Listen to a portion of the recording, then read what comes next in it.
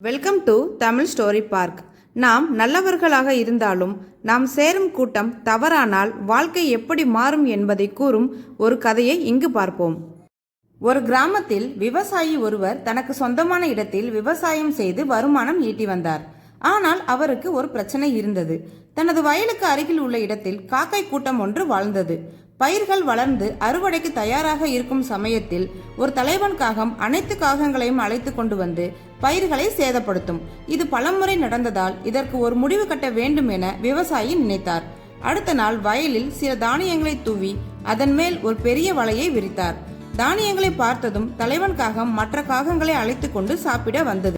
சில நொடிகளில் அனைத்து பறவைகளும் வலையில் சிக்கிக் கொண்டன. அருகில் மறைந்திருந்த விவசாயி ஒரு பெரிய கட்டையுடன் பறவைகளை அடிக்க வந்தார்.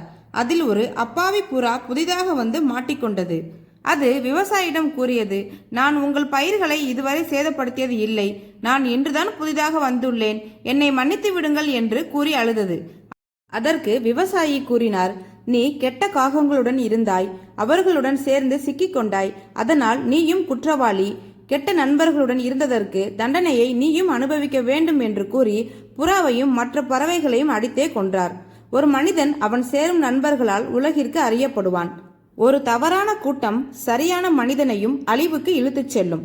இதுதான் இந்த கதையுடைய கருத்து. வீடியோ பிடிச்சிருந்தா லைக் பண்ணுங்க, மறக்காம சப்ஸ்கிரைப் பண்ணிக்கங்க. தேங்க்யூ.